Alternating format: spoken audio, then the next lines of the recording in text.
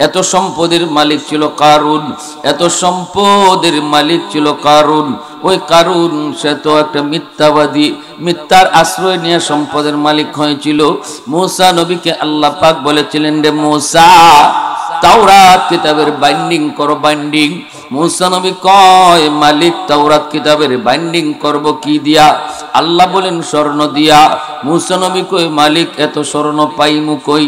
আল্লাহ পাক রব্বুল আলামিন কয়, এই চিন্তা তোমার করা লাগবে না, আমি আল্লাহ তোমাকে জান্নাত থেকে একটা পাথর দিচ্ছি। এই পাথর নাম হলো কিমিয়া, যেটা বাংলায় হলো পরশ পাথর। এই পরশ পাথর আমি আল্লাহ তোমাকে দিব। এই কিমিয়া নামক পাথর তুমি যেখানেই লাগাইবা সেখানেই স্বর্ণ হয়ে যাবে। পাহাড় স্বর্ণ হয়ে যাবে। জমিনের যেই মাটির চাকার মধ্যেই পরশ পাথর লাগাইবা, সাথে সাথে ওই পরশ পাথরের চুয়ায় মাটির টুকরাটা স্বর্ণ হয়ে যাবে। অতএব মূসা, স্বর্ণের টেনশন তোমার নাই, লাগবে কত তুমি কও। এইবার মূসা নবী পাথর পেয়ে গেলেন। জিব্রাইল মারফতে আল্লাহ পাক পাথরটা দিয়ে দিলেন। এই পাথরটা হলো জান্নাতি পাথর। এইবার আল্লাহর নবী মূসা কালিমুল্লাহ মনে মনে ভাবতেছি, এবার স্বর্ণের ব্যবস্থা তো হলো, কিন্তু স্বর্ণকার পামু কোথায়? স্বর্ণকার পাইমু কোথায়? বানাইতে, জিনিস বানাইতে স্বর্ণকার লাগবো না? স্বর্ণ পাইছি, স্বর্ণকার তো লাগবে। মূসা নবীর মনে পড়ে গেল কারুন হলো স্বর্ণকার। কারুন স্বর্ণের কাজ করত। মূসা নবীর চাচাতো ভাই আল্লাহর পয়গম্বর কারুনকে ডাক দিয়া বললেন, কারুন তাওরাত কিতাবের বাইন্ডিং করতে হবে। বাইন্ডিং মানে মলাট, মলাট বুঝেননি? মলাট, বইয়ের মলাট। তাওরাত কিতাবের মলাট লাগাইতে হবে। কারণে কই কি দিয়া? মূসা নবী কই স্বর্ণ দিয়া। 1000 খন্ডের হলো তাওরাত কিতাব। কয় হাজার খন্ড?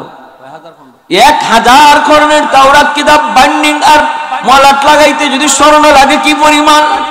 কারণ কয়, ভাই এত স্বর্ণ তুমি পাবা কোথায়?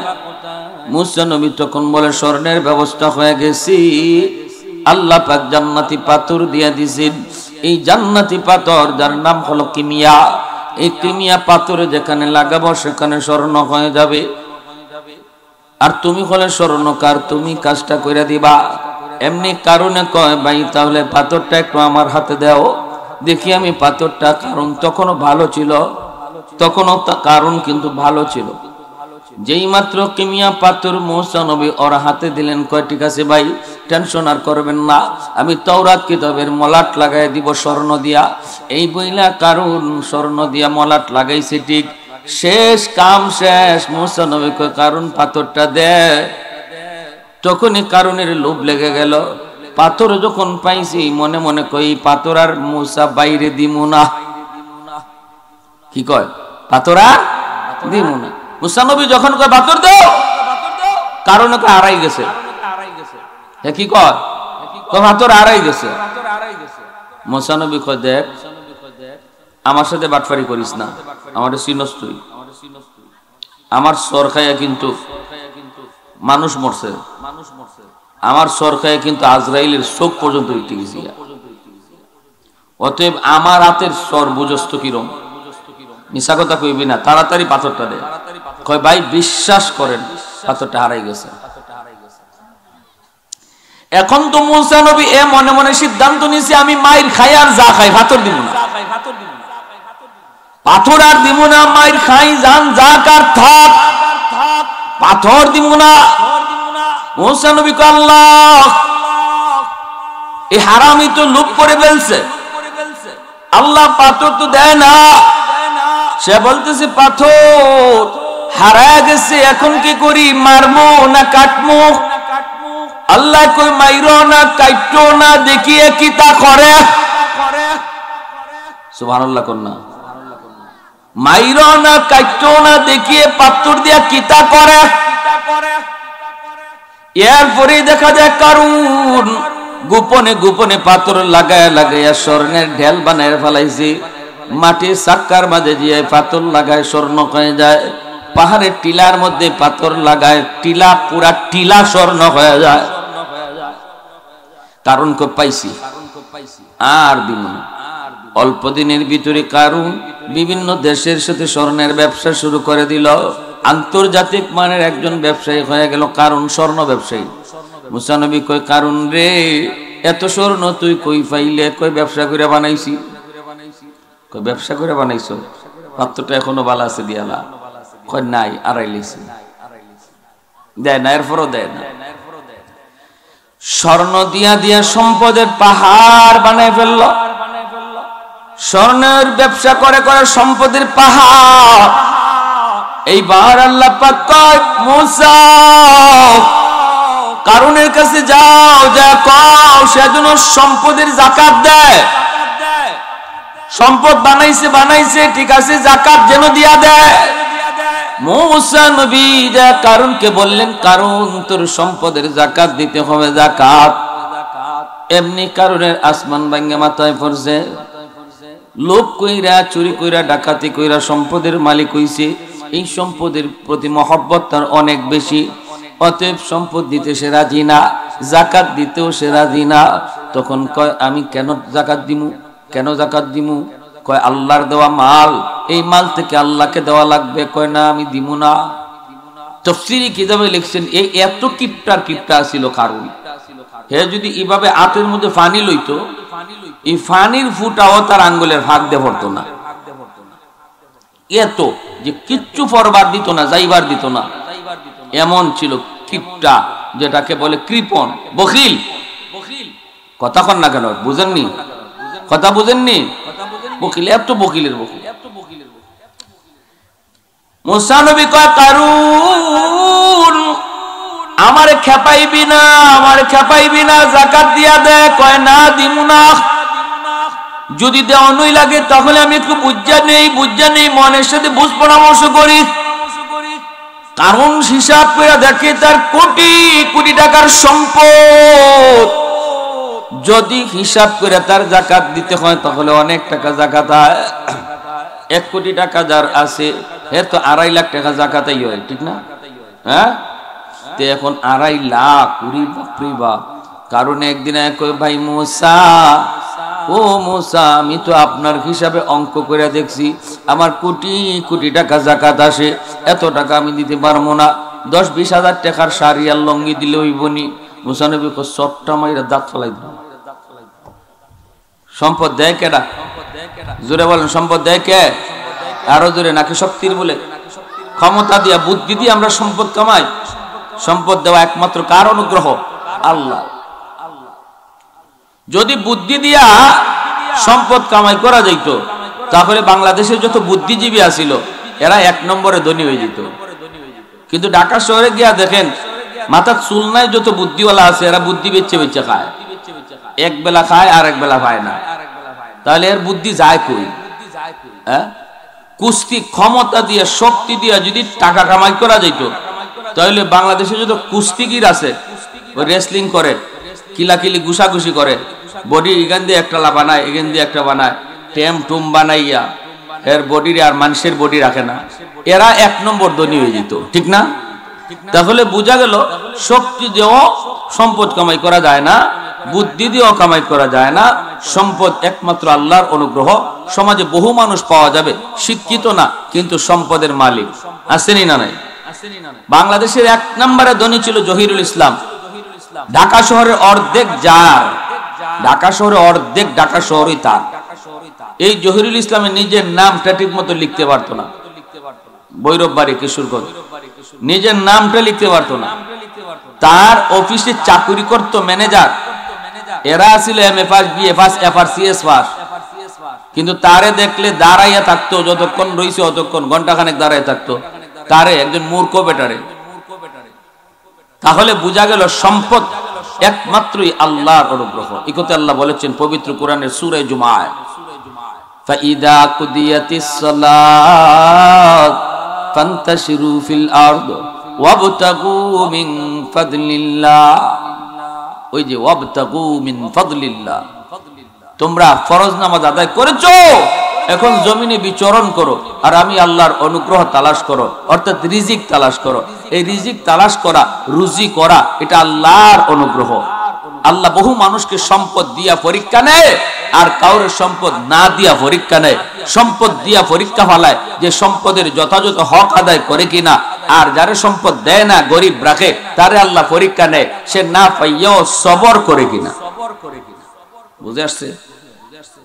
যে সমস্ত গরিব মানুষ না পাইয়াও সবর করে, আল্লাহ রাব্বুল আলামিন পবিত্র কোরআনে বিভিন্ন জায়গায় বলেছেন, অবাশশিরিস সাবিরিন, সবরকারীদেরকে জান্নাতের সুসংবাদ দাও। সুবহানাল্লাহ। মুসা নবী কই, কারুন এখনো ভালো আছিস, তুই যাকাত দিয়া দে। কয় আমি একটু মনের সাথে বুঝ পরামর্শ করে নেই। এর ফাঁকে মুসা আলাইহিস সালাম একটা ভরা মজলিসের ডাক দিলেন। উম্মতকে নিয়ে তিনি একটা মজলিস করবেন। মজলিস তারিখ ধার্য করলেন, সময় তিনি ধার্য করলেন। ওই সময় কারুন মনে মনে কয়, আমি যদি মুসারে থামাইতে হয় তাহলে মুসার উপরে বদনাম তুলতে হবে, নইলে আমার কাছ থেকে সম্পদ নিয়ে নিবে। যাকাত যেই পরিমাণ চায়, কোটি কোটি টাকা যাকাত আমার পক্ষে দেওয়া সম্ভব নয়। তাহলে মুসার বিরুদ্ধে একটা ষড়যন্ত্র করতে হবে। এই বইলা কারুন মনে মনে একটা ষড়যন্ত্র করলো, বাস্তব ঘটায়া দিল। একজন চরিত্রহীনা দুশ্চরিত্র একজন মহিলারে যায়া 1 লাখ 2 লাখ টাকা বস্তা ভরা টাকা দিয়া দিছে। দিয়া কয়, নে লাগলে আরো দিমু। আগামী কাল মজলিস, বড় মজলিস, মুসা দাঁড়ায়া উম্মতের সামনে ভাষণ দিবে, আর তুমি হাজারো মানুষের সামনে বলবা মুসা আমার সাথে জিনা করেছে। নাউজুবিল্লাহ কইতেন না? একজন আল্লাহর পয়গম্বরের উপরে এত বড় অপবাদ।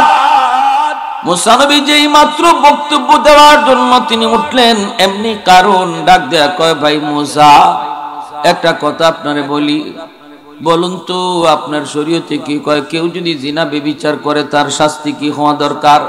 মুসা নবী কয়, ওরে তো পাথর মেরে ফেলা দরকার। কারণে কয়, এটা কি শুধু আমাদের জন্য নাকি তোমার জন্য? মুসা নবী কয়, সবার জন্য। তাহলে এই মহিলা কি কয় শোনো। এমনি মহিলারা কয়, দাঁড়াও। হাজারো মানুষের সামনে যখন মহিলা দাঁড়াইছি, আল্লাহর পয়গম্বর মুসা কালিমুল্লাহর বিরুদ্ধে সাক্ষী দিবে, মুসা কালিমুল্লাহর বিরুদ্ধে অপবাদ দিবে, তখনই আল্লাহ পাক রব্বুল আলামিন এই মহিলার দিলের হালত আল্লাহ বদলায় দিছে। মহিলা ভয় পেয়ে গেছে, নবীর বিরুদ্ধে সাক্ষী দেওয়া এত সহজ নয়। জবান আল্লাহ ঘুরাইয়া দিছি। মহিলায় ডাক দিয়া কয়, ও উপস্থিত জনতা শুনো রে, কারণ আমাকে বস্তা ভরা ঘুষ দিয়া আইনা হাজির করছি, আমি যেন নবীর বিরুদ্ধে জিনার অপবাদ দেই। নাউজুবিল্লাহ। কি বলছেন? মুসা আলাইহিস সালাম সাথে সাথে তিনি আল্লাহর কুদরতি কদমে সিজদায় পড়ে শুকরিয়া আদায় করেন।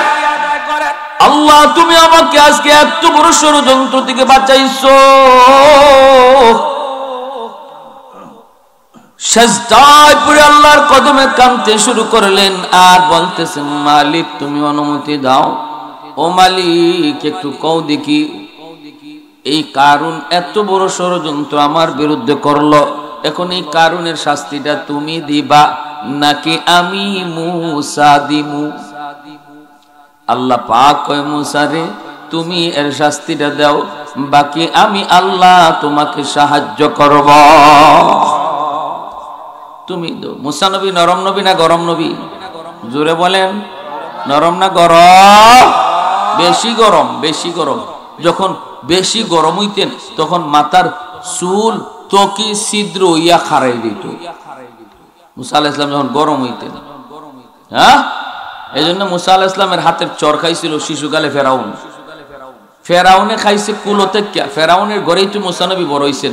যখন কুলে লইছিল আদর দিতে চাইছে, তখন মুসা নবী এই কুলের মধ্যে থাকেই ফেরাউনের গালের মধ্যে কষাই একটা চর বসাইছে। ফেরাউন চর খাইয়া কয়, কি রে, এটা কিতা গেল? ডাক দিছে আসিয়া, আসিয়া দৌড়ে আসছে। বিবি কয়, কি হইছে? কি হইছে কইও না, এটা কোন ডান্স? তুমি আনছো মায়া কইরা ফালতায় ফুট বানাইবা, ফুলা বানাইবা, হে আমারে কুলো বইয়া আমার গালো যে একখান বইছে। আমার তো এখনো খবর হইতেছে। আসিয়া কই তুমি যে কি কও না, ছোট বাচ্চা বুঝে সুঝে না, বাচ্চারা তো এমনি হাত নাড়ানাড়ি করে, ফা নাড়ানাড়ি করে, মনে হয় হাত লাগছে তোমার গালো, তুমি কও চর। ফেরাউনে কয় আসিয়া চরটা আমি খাইছি, চরটা আমি খাইছি, আমি বুঝতাছি এটা কি জাত চর।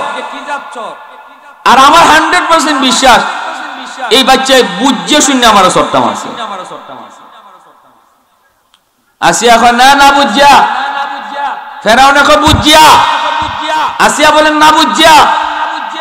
তে ফেরাউনে কয় ঠিক আছে এক কাম করি, এই বাচ্চায় বুঝে না বুঝে না বুঝে না না বুঝে না এই জিনিসটা পরীক্ষা করবো আমরা। কেমনে? আগুন রাখো এক জায়গায় আর স্বর্ণ রাখো এক জায়গায়, দুইটার কালার একরকম, এরপরে বাচ্চারে সারো, দেখি কোন জায়গায় যে হাত দেয়। যদি আগুনে হাত দেয় তাহলে বোঝা গেল বুঝে না, আর চরটাও না বুঝেই লাগছে। আর যদি স্বর্ণ হাত দেয় তো বোঝা যাইব এ সব বুঝে, চরটাও বুঝে মারছে। এখন আগুন আর স্বর্ণ দুই জায়গায় রাখিয়া মুসা নবীরে ছাড়ছে। এখন মুসা নবী তো শিশু, ছোট্ট আঙ্কুর গালা দিয়ে দিয়া যাইতেছেন, কিন্তু নবী পয়গম্বরগণ যদিও শিশু, আল্লাহ শিশুকালে তাদেরকে বড় মানুষের বুঝ দিয়া রাখে। মুসা আলাইহিস সালাম যদিও শিশু, বুঝে ফেলছেন যে এটা স্বর্ণ, এটা আগুন, এর জন্য ইনি স্বর্ণের দিকেই যাইতেছেন, স্বর্ণের দিকেই রুখ লইছেন। এমনি ফেরাউনে আসিয়া রাখো ওই যায়, ওই বুঝছো কেমনে মারছে, না বুঝছে না বুঝছা। এখন কাছাকাছি গিয়ে আগুনে স্বর্ণে হাত দিয়া দিবেন, এমনি আল্লাহ পাক জিব্রাইল আমিন দেখো, জিব্রাইল তাড়াতাড়ি যাও, আমার মুসাকে ফেস লাগাই দিতেছে, বেড়া লাগাই দিতেছে। তো এখন যদি আগুনে হাত না দিয়ে স্বর্ণে হাত দেয় তাহলে এই হারামি মনে করবো তারে বুঝছে চর দিছে, এরপরে মুসারে কতল করে ফেলাইব। অতএব আমি আল্লাহর কুদরতের খেলা এখানে শেষ দিলে হইব না, তুমি জিব্রাইলে তার হাতটারে আগুনে দিয়ে দিও। মুসা আলাইহিস সালাম হাত দিতে চাইছেন স্বর্ণে, আর জিব্রাইল আলাইহিস সালাম অদৃশ্য থেকে হাতটা দিয়ে দিয়েছেন আগুনে। এমনি তাড়াতাড়ি আসিয়া দৌড় দিয়া তুলে নিছেন, কলি না কইছিলেন কই নাই আমি কই নাই তোমারে, এই ফুলা না বুঝে মারছে। এখন হইছিনি হাত ফুরছেনি, জিব্বা ফুরছেনি, দেখবেন বাচ্চারা কোনো কিছু লইয়াই মুখ দিয়া লায়। আগুনের আংরা মুসা নবী হাত লইয়া মুখে দিয়া লাইছেন, এই জন্য জিব্বা একটু ফুইরে গেছিল, যার কারণে সারা জীবন কথার মধ্যে কিছু অস্পষ্টতা ছিল। এজন্যই তিনি ফেরাউনের কাছে শেষ সময়ে দাওয়াতের জন্য আল্লাহর কাছে বলেছিলেন, আল্লাহ আমার ভাই হারুনকে সাথে দিয়া দাও, হুয়া আফসাহু মিন্নি, হারুন আমার চেয়ে ভাষা তার স্পষ্ট, আমার কথা একটু বাজে। কেন বাজে? ওই দিন আগুন লাগছিল জিব্বার আগায়। প্যারে হাজরিন, এত গরম নবী হলেন মুসা নবী। ওই মুসা নবী আল্লাহরে আল্লাহ কারণে আমার বিরুদ্ধে অত বড় ষড়যন্ত্র করছে, ও আল্লাহ তুমি আমার অনুমতি দাও, তুমি আমার অনুমতি দাও, অনুমতি দাও। আর পারতেছি না, ধর্ম আমি না তুমি। আল্লাহ পাক রব্বুল আলামিন কয় মুসা আমি তোমাকে অনুমতি দিলাম, তুমি ধরো, কিন্তু সাহায্য করব আমি আল্লাহ। ও মালিক সাহায্য তো তোমার লাগবেই, তুমি সাহায্য না করলে আমি কি করব? এই কথা বলতেই মুসা আলাইহিস সালাম তিনি জমিনকে বলেন, এ জমিন তুই কারুনরে ধর। বলতেই জমিন কারুনরে কামড় দেয়া ধরছে, পায়ের মধ্যে কামড় দেয়া ধরছে। এখন তো কারুন দেখে কোথাও নড়তে পারে না, দৌড় দিতে পারে না, যাইতে পারে না, জমিনে তারে কামড় দেয়া ধরছে। এরপরই আল্লাহ পাক রব্বুল আলামিন সাহায্য করতেছে, মুসা নবী আদেশ দেয় আর আল্লাহ সাহায্য করে। মুসা নবী কয় কর জমিন রে, কারুন রে তুই গিলে ফেল। বলতেই জমিন কারুনকে গিলা শুরু করে দিল, কারুনকে গিলা শুরু করে দিল। গিলতেছে গিলতেছে, কারুন তখন বুঝতে পারছে, হায় রে আমি তো ধরা খেয়ে গেছি, আমি তো ধরা খেয়ে গেছি, আমার বাঁচার কোনো উপায় নেই। কারুন তখন বলতেছে, ভাই মুসা যা করেছি ভুল করেছি, আমাকে মাফ করে দাও, আমি আর এমন অন্যায় করব না, এমন অন্যায় আর করব না। কিন্তু মুসা নবী জমিনকে ডাক দেখো, জমিন আরো ভালো করে তুই নাফরমান রে ধর। জমিন আরো ভালো করে কামড় দিয়ে ধরলো, খালি মাটির নিচে যায়, খালি মাটির নিচে যায়, বুক পর্যন্ত কারণ মাটির নিচে দেবে গেছে। এখনো কারণে কয় মাপ চাই ভাই, আমাকে মাপ করো। যখন দেখে কারণ মাপ পায় না, মাটির নিচে চলে যাইতেছে, তখন কারণ কয় বুঝছি তুমি আমারে মাটির নিচে দাবাইয়া আমার সকল সম্পদের মালিক হতে চাও। এই কথা বলা মাত্রই মুসা নবীকে আল্লাহ হারামি কয় কি আমি নাকি তার সম্পদের লোভ করেছি? ও মালিক, কারণের চোখের সামনে তুমি তার সম্পদগুলিরও মাটিতে দাবায়া দাও। ওই কারণ সে দেখতেছে, হায় রে, এখন যদি দেখা যায় আমার 5 তলা 10 তলা বিল্ডিং, আমার যে খাজানা, এগুলাও তার সাথে মাটির নিচে যাইতেছে। আল্লাহ পাকের ক্ষমতা আসেনি না নাই? তুরস্কে কত বড় ভূমিকম্প হয়ে গেল, 1.5 লক্ষ মানুষ মারা গেল তুরস্ক সিরিয়া। এখনো মাটির নিচ থেকে ধ্বংসস্তূপের ভিতর থেকে মানুষের লাশ উদ্ধার করতেছে, মানুষ বের করতেছে। শুধু একটা অনুমতি আল্লাহ জমিনকে দিবে যে ঠিক আছে একটু দেখাই দে, সাথে সাথে জমিন রেডি। জমিন আলা কুল্লা ইয়াউমিন ওয়াল আরদু ইস্তাজিলু রাব্বাহু। আল্লাহ পাক বলেন প্রতিদিন জমিন আল্লাহর কাছে এই রকম আবদার করে, মালিক ও মালিক অনুমতি দাও, আবতালিউ ইবনা আদম ফি কারি, মানুষগুলিকে আমি আমার পেটের ভিতরে ঢুকায় দেই। এই জালেমগুলির জুলুম আমি জমিন আর সইতে পারি না, আমি জমিনের উপরে যে অন্যায় হয় আর সইতে পারি না। মাওলা অনুমতি দাও, জালেমগুলির আমি গিলে ফেলি। এইভাবে প্রতিদিন জমিন আল্লাহর কাছে আবদার করে। আসবিরু ইলা মাতা আসবিরু, আমি জমিন আর কতকাল ধৈর্য ধরব? গুনাহ কতকাল আমি আর দেখব? আল্লাহ কতকাল আর আমি গুনাহ দেখব? এইভাবে জমিন আল্লাহর কাছে প্রতিনিয়ত আবদার করতেছে, কিন্তু আল্লাহ পাক অনুমতি দেয় না, অনুমতি দেয় না। আল্লাহ পাক কইরে, জমিন থাম থাম, আমার বান্দার ভিতরে তুই নাক গলাবি না। এখনো জমিনের মধ্যে আমার কিছু বান্দা বান্দি রয়েছে, যেই বান্দা বান্দি গুলা এখনো আমি আল্লাহর নাম নেয়, আমার জিকির করে, আমার হাবিবের শানে দুরূদ পড়ে, এখনো কোরআনের আওয়াজ হয়, এখনো ওয়াজ মাহফিল হয়, এখনো মানুষ কোরআনের মাহফিলে হাজির হয়, এখনো জমিনের মধ্যে মাদ্রাসা আছে, কোরআনের তালিম চালু আছে, এখনো মসজিদে আমার কিছু বান্দারা বৃদ্ধ বয়সে যে আমার কদমে সেজদা দেয়, এখনো জমিনে কিছু যুবক আছে যৌবন কালে সে গুনাহ করে না, অন্যায় কাজে যায় না, যৌবন কালেও তারে মসজিদে পাওয়া যায়, রমজান মাসে রোজা রাখতে দেখা যায়, যৌবনে বাপ মার সেবা করতে পাওয়া যায়। আমি আল্লাহ যতদিন তারা থাকবে ততদিন আমি জমিন টিকায় রাখব। লাউলা মাশাইখু রুক্কা ওয়াশ শাবাবু খুশা ওয়াল আতফালু রুদ্দা ওয়াল আনআমু রুত্তা। আল্লাহ পাক রব্বুল আলামিন তিনি বলেন, এখনো জমিনের মধ্যে কিছু বৃদ্ধ বান্দাবান্দি রয়েছে। এই বৃদ্ধ বান্দাবান্দি যতদিন দুনিয়া থাকবে, যারা বৃদ্ধ বয়স আমি আল্লাহর কদমে সেজদা দেয়, কোমরে ব্যথা, হাঁটুতে ব্যথা, রুকু করতে কষ্ট হয়, সেজদা দিতে কষ্ট হয়, এরপর আমার কদমে সেজদা দেয়, তাদের সেজদার দিকে তাকাইলে জমিনের প্রতি আমার মায়া লেগে যায়। আর একটু জোরে কন্যা সুবহানাল্লাহ। এজন্য আল্লাহ পাক রব্বুল আলামিন কারণ কে আল্লাহ পাক রব্বুল আলামিন তিনি ধরলেন, মুসা নবী আদেশ দিলেন, কারণ একে একে চলে যাইতেছে, একে একে জমিনে দেবে গেল, জমিনে দেবে গেল। এখনো কারণ মাটির নিচে সম্পদ নিয়ে দাপতেছে, কিয়ামতের আগ পর্যন্ত কারণ মাটির নিচেই শুধু যাবে। ভাইরা বন্ধুরা, কারণ ধ্বংস হওয়ার পর আল্লাহ মুসা নবীকে বলেছিলেন, রে মুসা, এতবার কারণ তোমার কাছে মাপ চাইল, তুমি তারে মাপ করলা না, কিন্তু আমি আল্লাহর কাছে একবার যদি মাপ চাইতো আমি তারে মাফ করে দিতাম। মুসা নবী কয়, মালিক,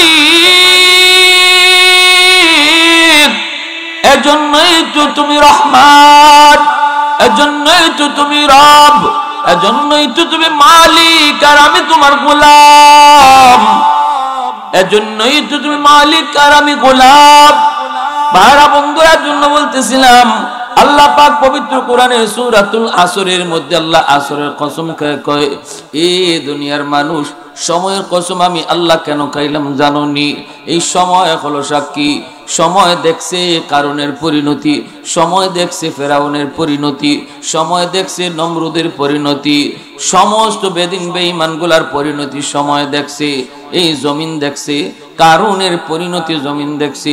এজন্য আল্লাহ পাক কয়, আমি আল্লাহ সময়ের কসম খেয়ে বলি, দুনিয়ার সমস্ত মানুষ ক্ষতিগ্রস্ত, কিন্তু যারা ঈমানদার এরা যে সফল, এরও সাক্ষী হলো সময়। যারা ঈমানদার এরা যে সফল, এর সাক্ষীও হলো সময়। ঠিক না? এই সময় দেখেছে যে বেলালের কোনো দাম ছিল না, সেই বেলাল মদিনার মসজিদের মুয়াজ্জিন হয়ে গেলেন। সুবহানাল্লাহ। আমার নবী ইমাম আর বেলাল হলেন নবীর মুয়াজ্জিন। শুধু তা না, বেলাল আজান দিলে জমিনে 33 মাইল আল্লাহ আওয়াজ পৌঁছাইতো, আর উপরে আল্লাহর আরশ পর্যন্ত আজানের আওয়াজ গিয়ে পৌঁছতো। সুবহানাল্লাহি ওয়া বিহামদিহি সুবহানাল্লাহিল আযীম। উপরে আল্লাহর আরশ পর্যন্ত যা পৌঁছতো।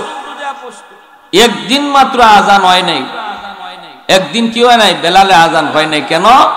কারণ সাহাবীরা বলেছিলেন, ইয়া রাসূলুল্লাহ, বেলাল আশহাদু বলতে পারে না, তার মুখের মধ্যে আশহাদু আয়, সিন উচ্চারণ হয়, আজানটা মনে হয় একটু পাল্টাই দিলে ভালো হইতো।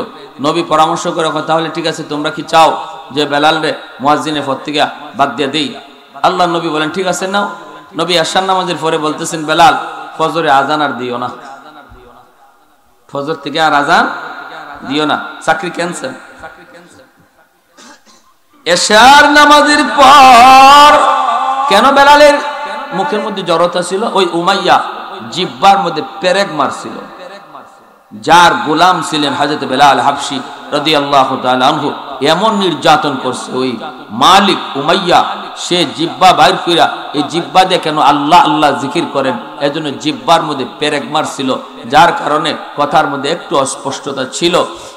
আল্লাহর নবী যখনই কইছেন, বেলাল ফজর থেকে আর মুয়াজ্জিনের দায়িত্ব তোমার নাই, তখনই সব মানুষ এশার নামাজ পড়ে বের হয়ে গেছে, কিন্তু মসজিদে নববী থেকে বের হন না শুধু একজন, তিনি হলেন হযরত বেলাল। খাম্বার কিনারায় যাইয়া চোখের পানি ঝরাই আল্লাহর কাছে কাঁদতেছেন, মালিক তোমার হাবিব আমাকে তার চাকুরি থেকে বাতিল করে দিছে আল্লাহ, কিন্তু হেড অফিসে আমি দরখাস্ত করলাম, আমার চাকুরি বহাল চাই। যেরকম সুবহানাল্লাহ। ও মালিক, নিম্ন নিম্ন আদালতে আমার রায় হয়ে গেছে, চাকুরি নাই। উচ্চ আদালতে আমি বেলাল আপিল করলাম। আল্লাহ আমার মুখের মধ্যে যে জড়তা, আমি তো নিজের ইচ্ছায় করি না, তোমার নামের জিকির নেওয়ার কারণে আমার উপর নির্যাতন হয়েছে। এজন্য আমার কথার মধ্যে একটু অস্পষ্টতা ছিল, এই কারণে তোমার হাবিব আমাকে আজান দিতে না করে দিছি। ও মালিক, আমি তোমার আদালতে আপিল করলাম। আপিল ফজরে আজান দিল বেলাল ছাড়া অন্য একজন, কিন্তু মায়ার নবী দয়ার নবী ফজরের নামাজ পড়াইতে আসবেন। ভাইরা বন্ধুরা, অন্য একজন সাহাবী আজান দিছেন, নবীজি ফজরের নামাজ পড়াবেন, কিন্তু ভাইরে রাত তো পোহায় না, সকাল তো হয় না, একটু ফর্সা হলে মায়ার নবী ফজরের নামাজ পড়াইতেন। আজ তো ফর্সা হয় না, চতুর্দিকে শুধু গুটগুটে অন্ধকার। মায়ার নবী দয়ার নবী সহ সাহাবায়ে কেরাম অবাক হয়ে গেলেন, আশ্চর্য হয়ে গেলেন। হায় হায়, এত লম্বা রাত, রাত কেন পোহায় না, রাত কেন পোহায় না? আল্লাহর নবী আল্লাহর কাছে জানতে চাইলেন, মালিক ও মালিক, কি হলো? কিয়ামত কি হয়ে যাবে নাকি?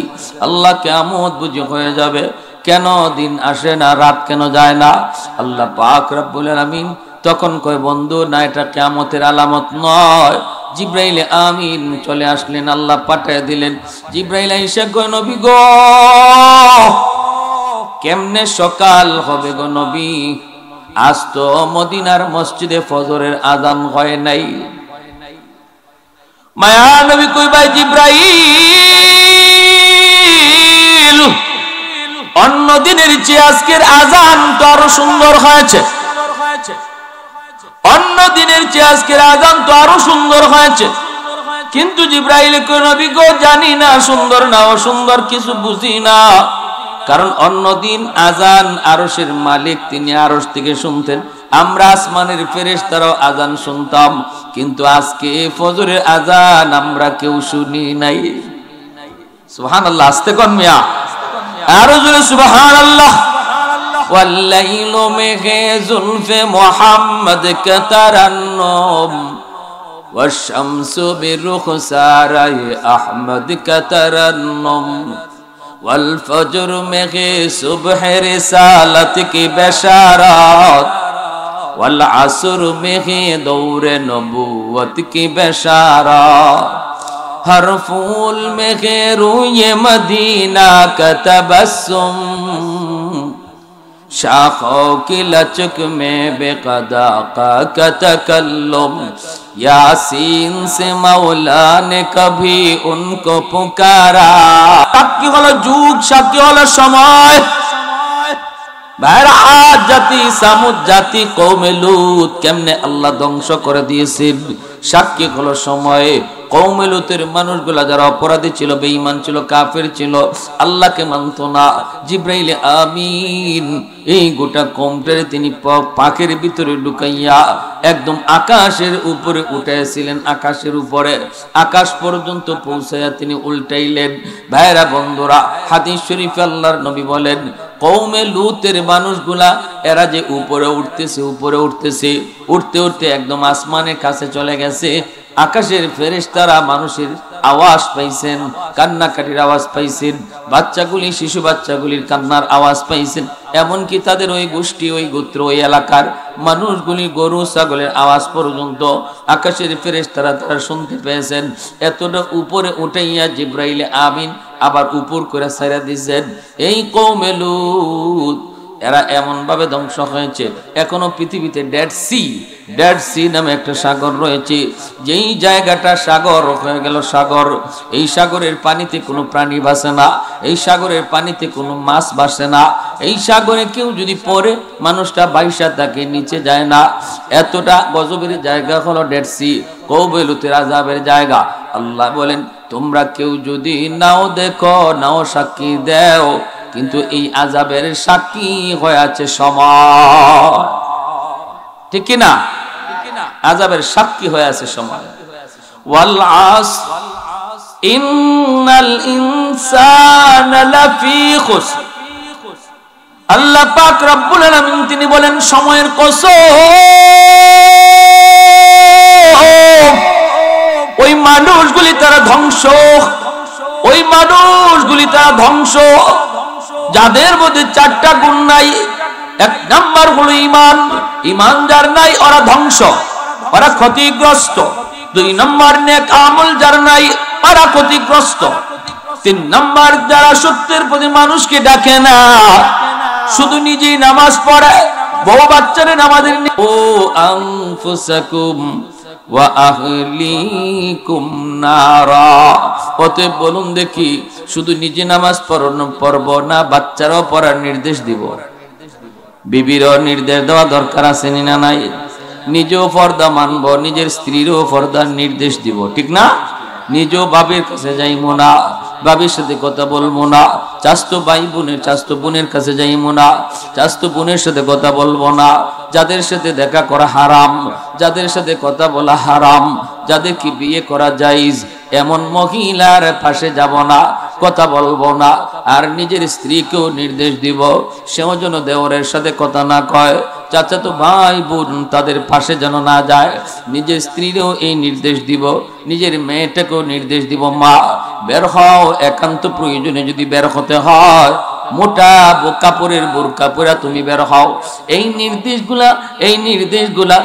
নির্দেশগুলা যেই বাবা যেই ঘরে প্রয়োগ করবে আল্লাহ বলেন ওই বাবাও সফল।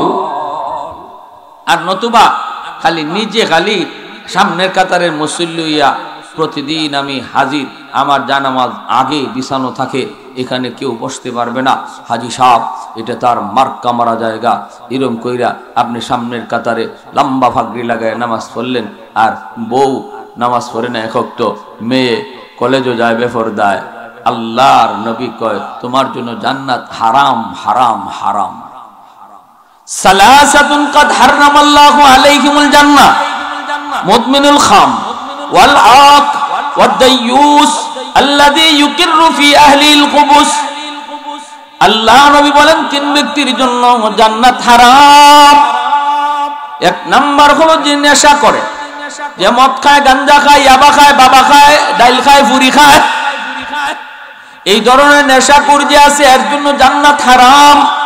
দুই নম্বর নবী বলেন ওয়াল আক, মা বাবার অবাধ্য সন্তান, মারে কষ্ট দেয়, বাবারে কষ্ট দেয়, এমন অবাধ্য সন্তানের জন্য জান্নাত হারাম।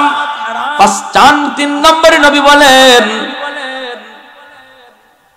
আল্লাহর নবী বলেন তিন নম্বর হলো ওই পুরুষ অদ্দায়ুস, ওই পুরুষ যেই পুরুষ তার ঘরের মধ্যে পর্দা মানে না, ঘরের সদস্যদেরকে পর্দার ভিতরে রাখে না, শরীয়তের নিষিদ্ধ কাজগুলা ঘরে চলে অথচ বাবা নিষেধ দেয় না, মেয়েটাকে পর্দার নির্দেশ দেয় না, স্ত্রীরে পর্দার নির্দেশ দেয় না। আল্লাহর নবী বলেন এই পুরুষ হলো পুরুষ দায়ুস, মহিলা হলো মহিলা দায়ুস।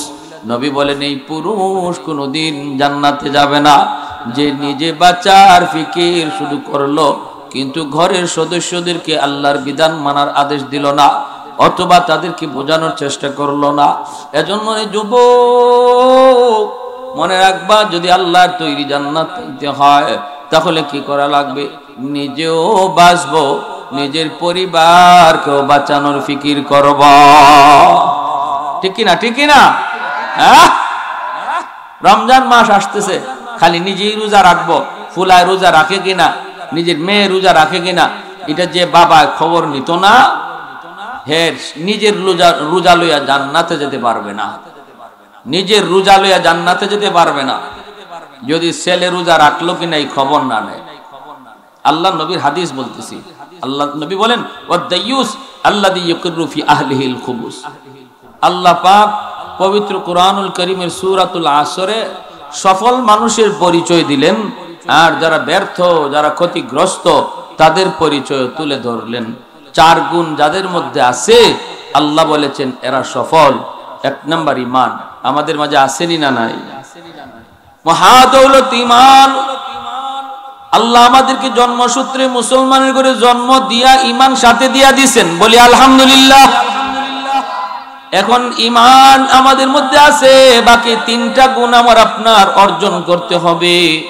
এক নাম্বার হলো নেক আমল। নেক আমল আমি আপনি করতে হবে, এটা দুই নম্বর গুণ। নেক আমলের ভিতরে এক নাম্বার হলো নামাজ।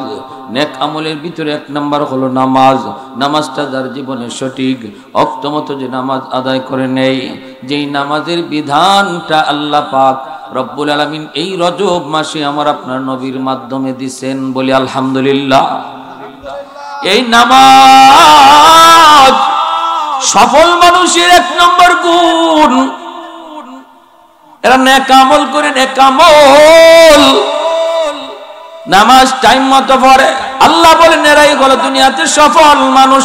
ওই যুবক সফল যেই যুবক যৌবনে আল্লাহর গোলামি করে, যেই যুবক যৌবনে নামাজ পড়ে, এই যুবক যৌবন কালী সফলতার খাতায় তার নাম লেখা হয়ে যায়।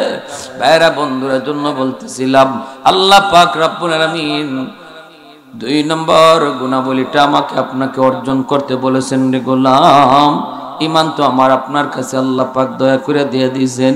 এখন ঈমানের হেফাজত হবে যদি আমি আমল ঠিক রাখি। আমল যদি আমার ঠিক থাকে, ঈমান হেফাজত থাকবে। আর আমল যদি ঠিক না থাকে, ঈমানও চলে যাবে। ঠিক না? আমল যদি ঠিক না থাকে, ঈমান চলে যাবে, ঈমান দুর্বল হয়ে যাবে। নাই দুর্বল হইতে হইতে নাই হয়ে যাবে, নাই হয়ে যাবে। ভাইরা বন্ধুরা জন্য বলতেছিলাম, কিয়ামতের ময়দানে নামাজি মানুষগুলো আল্লাহর সামনে দাঁড়াবে। বেনামাজি মানুষগুলি আল্লাহকে সেজদা দিতে চায়, নামাজি মানুষ আল্লাহকে দেখে হাসরের মাঠে সেজদা দিবে। বেনামাজিও চাইবো সেজদা দিত কিন্তু পারবে না, কোমর বাঁকা হবে না, পিঠ বাঁকা হবে না, কান্না করে করে চোখের পানির বদলে রক্ত ঝরাবে। আল্লাহ বলবে বান্দা কি হয়েছে তো? আল্লাহ বড় কষ্ট লাগে, আমার বন্ধু তোমাকে সেজদা দেয়, আমার প্রতিবেশী মানুষ তোমাকে সেজদা দেয়, কিন্তু আমি তো তোমাকে সেজদা দিতে পারলাম না। আল্লাহ তখন কই দুনিয়াতে আমারে সেজদা তুই দিছিলি নি? দুনিয়া যদি আমাকে সেজদা দিতি তাহলে আজ হাসরের মাঠেও সেজদা দিতে পারতি। দুনিয়াতে আমি আল্লাহর কদমে যে কোমর বাঁকা করবে, হাসরের মাঠেও তার কোমর বাঁকা হবে। দুনিয়াতে যে আল্লাহর সামনে পিঠ বাঁকা করবে, হাসরের মাঠেও তার পিঠ বাঁকা হবে। দুনিয়াতে যে আল্লাহর সামনে পিঠ বাঁকা করবে না, হাসরের মাঠেও তার পিঠ বাঁকা হবে না। লোহার মতো পিঠ শক্ত হয়ে থাকবে, বারবার চেষ্টা করবে আল্লাহর কদমে সেজদা দেওয়ার জন্য, কিন্তু পিছন দিক দিয়ে উপর হয়ে পড়ে যাবে, উপর হয়ে পড়ে যাবে, চোখের পানির বদলে রক্ত জোড়ায় কানবে। আল্লাহ বলবে বান্দা এখানে কান্না করে কোনো লাভ নাই। ওয়াজ মাহফিল হয়েছিল তোর এলাকায়, আওয়াজ গেল কিন্তু বসলি না। যদি বসতি তাহলে দিলটা হয়তো নরম হইতো, হয়তো তুই নামাজটা ধরে ফেলতি। উলামায়ে কেরাম কষ্ট করে করে তোরে বুঝানোর চেষ্টা করলো, এরপরও দুনিয়াতে তুই বুঝলি না। দুনিয়ায় যদি বুঝতি আর পিঠ বাঁকা করতি, হাসরের মাঠেও আজকে তোর পিঠ বাঁকা হইতো, পিঠ বাঁকা হইতো। ভাইরা বন্ধুরা, জন্য আল্লাহ পাক রব্বুল আলামিন ওই দিন তার ধমক দিবে, হে বান্দা শুন শুন, দুনিয়া ছিল আমি আল্লাহরে সেজদা দেওয়ার জায়গা, আখিরাতের ময়দান আমাকে সেজদা দেওয়ার জায়গা না। দুনিয়া ছিল আমার কদমে রুকু করার জায়গা, আখিরাতে রুকু করার জায়গা না, আখিরাতে ফল ভোগ করার জায়গা, ঠিক না? আখিরাত হলো ফলাফল ভোগ করার জায়গা, দুনিয়া ছিল আমলের জায়গা, আমলের জায়গা। দুনিয়াতে একবার যদি আমাকে ডাক দিতি 70 বার আমি তোর ডাকে জবাব দিতাম আলহামদুলিল্লাহ। একজন মানুষ মূর্তি পূজা করছে 70 বছর, 70 বছর মূর্তি পূজা করলো, একদিনও মূর্তি তার ডাকে জবাব দিল না। মূর্তির পাশে যায় শুধু ইয়া সনামু ইয়া সনামু ইয়া সনামু ইয়া সনামু কে ডাকছি। সনামু সনামুন শব্দের অর্থ হলো মূর্তি, ও মূর্তি ও মূর্তি কইয়া ডাকছি। একদিনও মূর্তি তার ডাকে জবাব দেয় নাই, কিন্তু একদিন 70 বছর পর মুখ দিয়া ভুলে আমার আল্লাহর নাম তার বের হয়ে গেছে, ইচ্ছা করে না, ভুলে ইয়া সনামু বলতে চাইছিল, কয় ইয়া সমাদু। সমাদ শব্দের অর্থ হলো আমার আল্লাহর নাম, যার কাছে সবাই চায় কিন্তু তিনি কারো কাছে চান না। এই নামের অর্থ হলো এই। কোরআনের মধ্যে আল্লাহর সমাদ নাম শুধু এক জায়গায় আসছে, আর ওই জায়গাটা হলো সূরাতুল ইখলাস। কুল হুয়াল্লাহু আহাদ আল্লাহুস সামাদ। এই সমাদ হলো আল্লাহর নাম, অনেক উঁচু মানের আল্লাহ পাকের একটা সিফাতি নাম। এই নামটা আল্লাহ পাক কোরআনের মধ্যে শুধু এক জায়গায় আল্লাহ আনছে। এই নামটা তার জবান দিয়া ওই মূর্তি পূজারীর মুখ দিয়ে ভুলে বের হয়েছে, ইচ্ছা করে না। এরপরও আল্লাহ পাক মায়ার নবী হাদিসে বলেন, এরপরও আল্লাহ পাক তার ডাকে জবাব দিয়া কয় লাব্বাইক ইয়া আবদি লিমা দাউতানি। বান্দা আমারে কেন ডাক দিয়েছো? এই যে আমি আল্লাহ হাজির। সাথে সাথে লোকটা কান্না করা শুরু করছে, তওবা করে কালেমা পড়ে মুসলমান হয়ে গেছে। 70 বছর যাবত যেই মূর্তিরে ডাকলাম, একজন মূর্তি আমার ডাকে জবাব দিল না, আর আজকে একবার আল্লাহরে ডাক দিছি, আল্লাহ জবাব দিয়া দিছে। আল্লাহু আকবার জোরে কও। এজন্যই ভাইরা বন্ধুরা, হাসরের ময়দান, হাসরের ময়দান হলো, হাসরের ময়দান হলো আমার আপনার কি? হাসরের ময়দান হলো প্রতিদান পাওয়ার জায়গা, ফলাফল পাওয়ার জায়গা, কিন্তু দুনিয়ার জগৎ হলো আমল করার জায়গা। দুনিয়াতে যে যে আমল করব প্রতিদান পাইব হাসরে। হাসরের মাঠে কান্না করে লাভ নাই, হাসরের মাঠে কান্না করলে আল্লাহ তার কান্না শুনবে না। দুনিয়াতে তুমি একবার চোখের পানি ঝরে আল্লাহকে ডাক দাও, আল্লাহ 70 বার ডাকে জবাব দেয়, হয়তো তুমি শুনো না। প্রতিটা ডাকের জবাব আল্লাহ দেয়। হাসরের মাঠে বান্দা বহু আমল নামার ভিতরে পাবে, যে আমলটা সে নিজে করে নাই, নিজেই আমল করে নাই অথচ আমল পাবে। বলবে আল্লাহ এই আমলটা তো আমি করি নাই, এটা করতে গেল। আল্লাহ কইব তুমি যে আমার আল্লাহ কয়ে ডাক দিয়া অমুক জিনিস চাইছিলা, এটা চাইছিলা, ওইটা চাইছিলা, আমি তোমারে দুনিয়াতে নগদ দেই নাই, কিন্তু এই ডাকটা আমি বিফলে দেই না, এই চাওয়াটারে নেকি বানাইয়া আমল নামায় ঢুকাইয়া দিছি। ওই দিন মানুষ আল্লাহর কাছে আফসোস করবে আর বলবে হায় রে, দুনিয়াতে আমি যা চাইছিলাম একটাও যদি কবুল না হইতো, সব দোয়া যদি আজকে আমি আমল নামায় পাইতাম, তাহলে আমার কতই না ভালো হইতো। আমরা তো নগদ দোয়া কবুলের জন্য পাগল পারা হয়ে যাই, পাগল।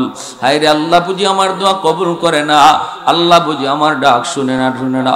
কিন্তু না না, দুনিয়াতে যতবার আল্লাহর ডাক দিছো ততবার আল্লাহ ডাকের জবাব দিছে। ফলাফল দেখতে পাবা, ডাকের জবাব দেখতে পাইবা আমল নামা।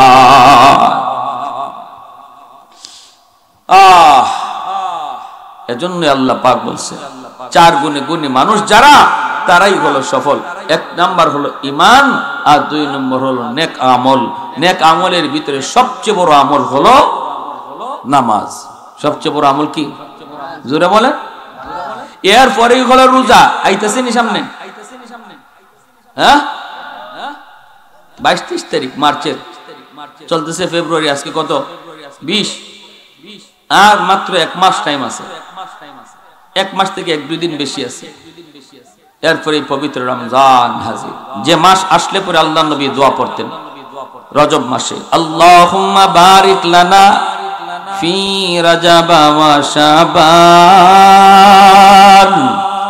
ওয়া বাল্লিগনা রমাদান।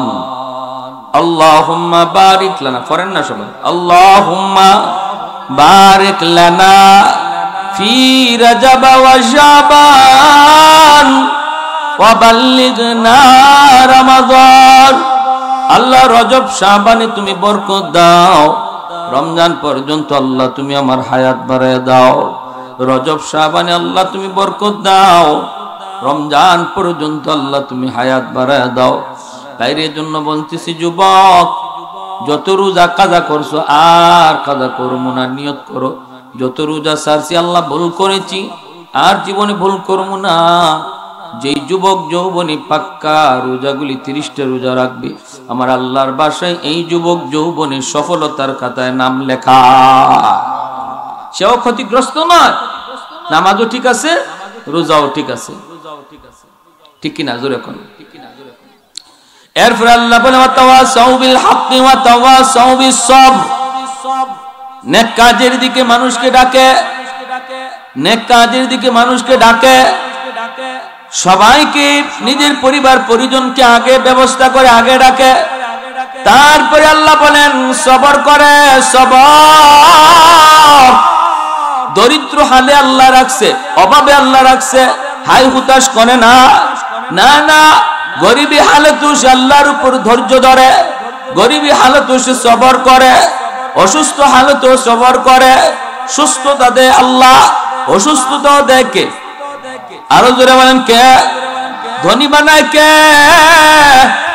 গরিব বানায় কে? যে বিপদ দেয় তিনি তো বিপদ থেকে উদ্ধার করে, ঠিক না? বিপদ থেকে উদ্ধারের মালিক কে?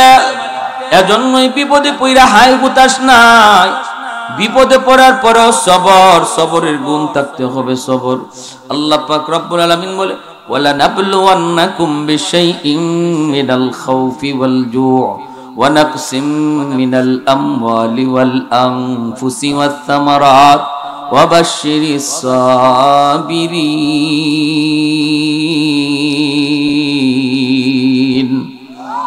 আল্লাহ পাক রব্বুল আলামিন কয় আমি আল্লাহ পরীক্ষা নেই কখনো কখনো তোমাদের জানের উপরে, মালের উপরে, ফসলের উপরে ভয়ভীতি দেখাইয়া, খোদার যন্ত্রণা দিয়া বিভিন্ন ভাবে আমি তোমাদের উপরে ইমানের পরীক্ষা নেই।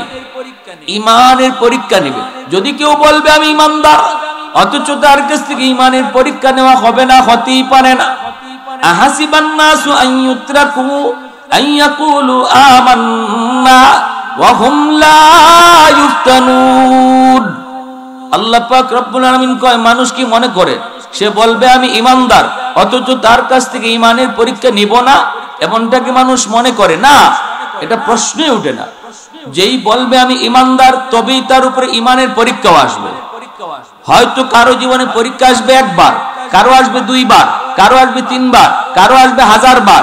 আবার কারো উপর ইমানের পরীক্ষা হবে ছোট, কারো উপরে পরীক্ষা হবে বড়, ঠিক কিনা? যার ইমান যত মজবুত তার ইমানই পরীক্ষা তত কঠিন। এজন্য নবীদের ইমান ছিল মজবুত, নবীদের পরীক্ষা ছিল কঠিন, নবীদের পরীক্ষা কঠিন। ওলি আল্লাহদের ইমান আমাদের চেয়ে বেশি মজবুত, এজন্য তাদের ইমানের পরীক্ষা ছিল কঠিন। এই পরীক্ষায় যে যত বেশি পাস করবে, বিপদে পড়লে সে হাই হতাশ করবে না, বিপদে পড়লেও সে আল্লাহর উপরে দোষ দিবে না। কিছু মানুষ আছে এমন, সুখে থাকতে নামাজ পড়ে কিন্তু দুঃখে পড়লে পরে মসজিদে আর দেখা যায় না, সুস্থ থাকলে তার মসজিদে দেখা যায়। একটু জ্বর হয়েছে এখন আর তার মসজিদে পাওয়া যায় না। আল্লাহ কই না রে বান্দা, না, সর্বহালতে আমারে ডাক, আমি আল্লাহ তোরে অসুস্থ বানাইছি, সুস্থ করব আমি আল্লাহ, ঠিক কিনা ভাই? হ্যাঁ, সর্বহালে আল্লাহরে ডাকা, সর্বহালে। গরিব গরিব যদি সে গরিবী হালত আল্লাহরে ডাকে, তো ওই গরিব আর ধনীর মাঝে বেশ কমটা কি জানেন? বেশ কম হইল ধনীর চেয়ে 500 বছর আগে আল্লাহ গরিবরে জান্নাত দিয়ে দিব। ইন্নামাল হাদিস শুনেন, ইন্নামাল ফুকারা ইয়াদখুলুনাল জান্নাতা ক্বাবলাল আগনিয়া বি500 সানাহ। আল্লাহর নবী বলেন, গরিব যে গরিবী হালতে সবর করে তার মসজিদে পাওয়া যায়, গরিবী হালতেও সে আল্লাহর উপরে খুশি। এই গরিব মানুষটার আল্লাহ পাক যে ধনী মানুষটা তার সাথে মসজিদে রেগুলার নামাজ আদায় করেছে, ধনীও মসজিদে যাবে কিন্তু গরিবের 500 বছর পরে, আর গরিবরে আল্লাহ 500 বছর আগে জান্নাতে পৌঁছাইব। কারণ হলো দুনিয়াতে তুমি গরিবী হালতে আমারে কদমে সেজদা দিয়েছো, দুনিয়াতে তুমি সুখ শান্তি একটু কম পাইছো, ধনীর আমি আল্লাহ তোমার চেয়ে একটু বাড়ায় দিছি সুখ শান্তি। তুমি যা মন চাইছে তা খাইতে পারো নাই, ধনী যা মন চাইছে তা খাইতে পারছে। আমি আল্লাহর ইনসাফ হলো, মৃত্যুর পর আমি তোমারে যা মন চায় তা খাওয়াবো, তার 1 বছর 2 বছর আগে না, এই ধনীর 500 বছর আগে তোমারে খাওয়াইমু। আর ধনী তোমার থেকে বেশি 60 বছর 70 বছর 60 বছর 70 বছর একটু তোমার থেকে আগ্রহী আসিল। এই যে দুনিয়ার হায়াতই তো 60-70 বছর, 60-70 বছর হে সুখে আসিল, 60-70 বছর হে তোমার থেকে ভালো মন্দ খাইছে। কিন্তু আল্লাহ পাক কত বড় ইনসাফ হলো, আল্লাহকে তুমি যে সবর করছো, এজন্য পরকালে যে জীবনের শেষ নাই, ওই জীবনে 60-70 বছর বেশি তোমারে খাওয়াইতাম না, বরং ধনীর থেকে 500 বছর বেশি খাওয়াইতাম। সুবহানাল্লাহ, আরো আসতে কোন, আরো জোরে কোন সুবহানাল্লাহ। এরপরে আরেক হাদিস শুনেন, নবী বলেন, একজন ধনী মানুষ নামাজ পড়ছে, গরিবও ভাষায় নামাজ পড়ছে, দুইজনে হাত উঠাইছে আল্লাহর কাছে। এখন কার দোয়া আগে কবুল হইব? নবী বলেন যে ধনী মানুষ সে যদি তার দোয়ার সাথে 10,000 দিরহাম, ধরেন বাংলাদেশের লাখ টাকার উপরে, সে যদি আল্লাহর ঘর মসজিদে দান করে, ধনী তার সম্পদ আছে, দান করার শক্তি আছে, সামর্থ্য আছে, দানও করছে, মুনাজাত করতেছে, তবুও গরিবের খালি হাতের দোয়া আল্লাহর কাছে আগে কবুল হয়ে যায়। সুবহানাল্লাহ। এজন্যই সবরের এত দাম, সবরের এত গুরুত্ব। যে যে হালতে আছি, এই হালতে থেকে আল্লাহর উপরে ধৈর্য ধরবো, সবর করব। আল্লাহ পাক রব্বুল আলামিন কয়, তুমি যদি এইভাবে সবর করো আর সবর করে চলো, তাহলে আমি আল্লাহ বলতেছি তুমি ক্ষতিগ্রস্ত নাও। ক্ষতিগ্রস্ত ওই মানুষগুলা যাদের কাছে এই গুণগুলা নাই, তারা হলো ক্ষতিগ্রস্ত। সাক্ষী আসর, সাক্ষী হলো সময়। আল্লাহ আমাদের সবাইকে এই 4টা গুণ যথাযথভাবে অর্জন করার তৌফিক সবাইকে দান করুন। সবাই বলি আমিন, আরো জোরে বলি আমিন।